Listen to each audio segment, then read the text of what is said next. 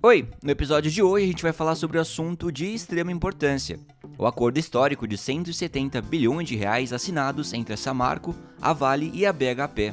Isso tudo para reparar os danos causados pelo rompimento da barragem do Fundão em Mariana, em Minas Gerais. Esse desastre que aconteceu em novembro de 2015 não apenas tirou vidas e devastou o meio ambiente, mas, como a gente sabe, também abriu um longo ciclo de disputas legais e sociais. Agora, quase uma década depois, um acordo histórico busca fechar esse capítulo difícil. Também vamos explorar um tema que mistura economia, política, meio ambiente e energia. E no centro de tudo isso está a presidente do México, Claudia Sheinbaum. O que acontece é que ela herdou do governo anterior um projeto gigantesco, o Southwest Gateway Project, um gasoduto de 4,5 bilhões de dólares que promete transformar a economia do Sudeste mexicano, mas também traz riscos climáticos sérios. Esse episódio de Estratégia do Dia é oferecido por BTG Pactual, o banco para quem já conquistou e para quem vai conquistar.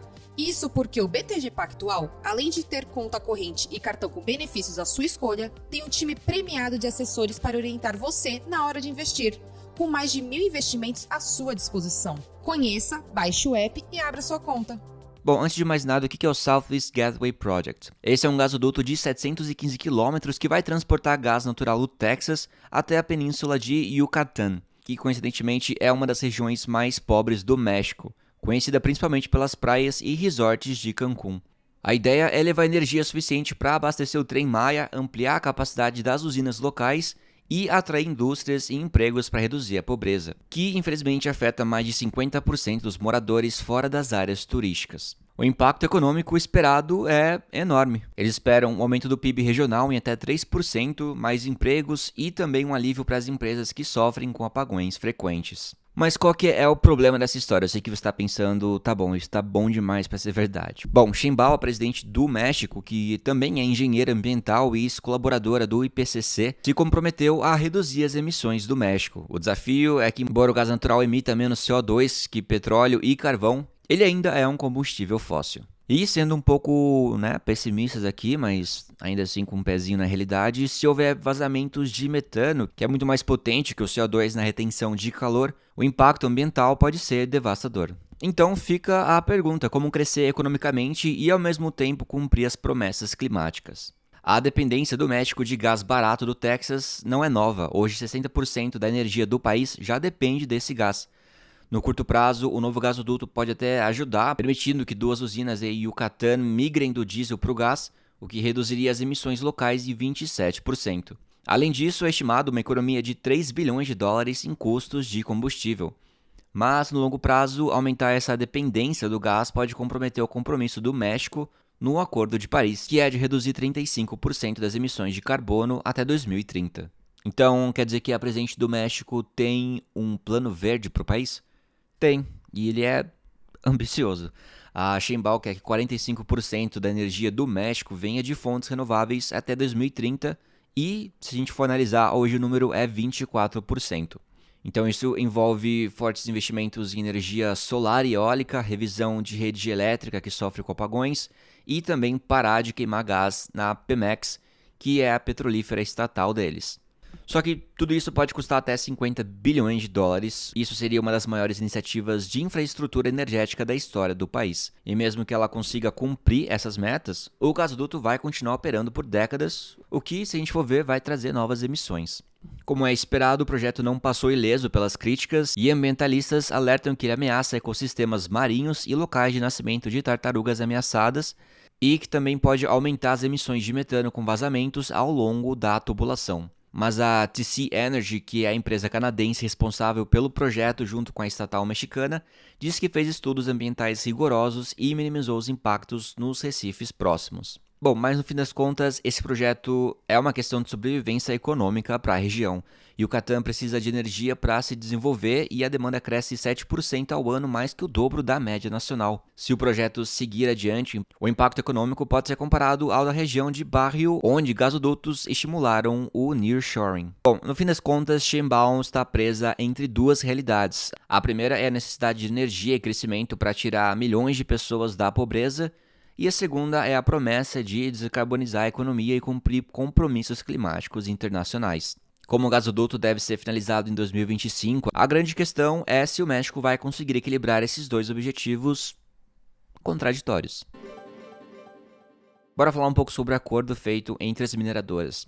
Para quem não se lembra, o desastre em Mariana foi um dos maiores crimes ambientais do país. A barragem da Samarco, uma empresa controlada pela Vale e pela BHP, se rompeu e liberou uma avalanche de rejeitos de mineração. Esses resíduos cobriram vilarejos, destruíram o distrito de Bento Rodrigues, mataram 19 pessoas e também contaminaram rios importantes nos estados de Minas Gerais e Espírito Santo.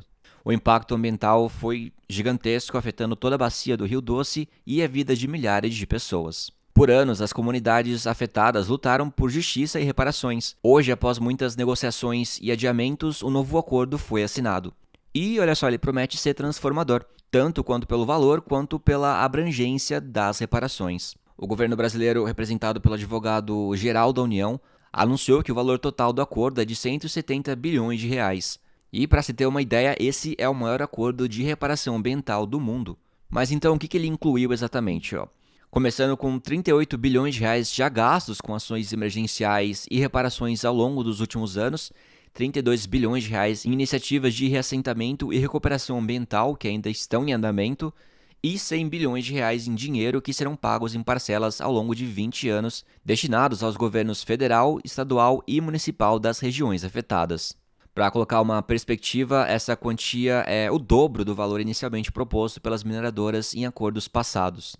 Bom, esse acordo não traz só esperanças às pessoas diretamente afetadas, como também resolve um grande problema para as empresas. A Vale e a BHP vinham enfrentando vários processos, tanto no Brasil quanto em outros países.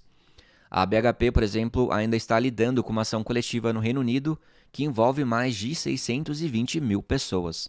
E a expectativa da empresa é que, com a assinatura desse acordo no Brasil, o caso lá no Reino Unido perca força. No entanto, a BHP ainda vai ter que enfrentar essas pendências legais por lá.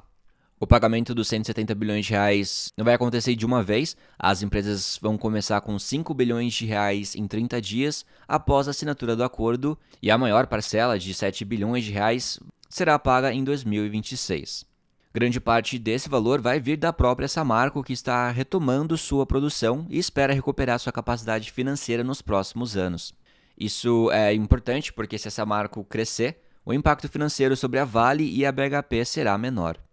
Esse acordo também representa uma marca importante para a gestão da Vale. O novo CEO, Gustavo Pimenta, que assumiu o cargo recentemente, herdou também a responsabilidade de resolver as pendências envolvendo a Samarco. Participar da cerimônia em Brasília ao lado do presidente Lula é um sinal de que a empresa busca virar a página e melhorar a sua reputação. Lula também foi peça-chave nesse processo. Desde que assumiu o governo em 2023, ele adotou uma postura mais firme nas negociações. Durante a cerimônia, o advogado-geral da União disse que, abre aspas, o novo acordo traz esperança para a população afetada, fecha aspas, e que o governo está comprometido em garantir que as pessoas da bacia do Rio Doce não tenham mais sua dignidade violada. E, infelizmente, esse não é o primeiro desastre que a Vale enfrenta. Em 2019, outra barragem da empresa se rompeu, dessa vez em Brumadinho, em Minas Gerais, que acabou matando 270 pessoas.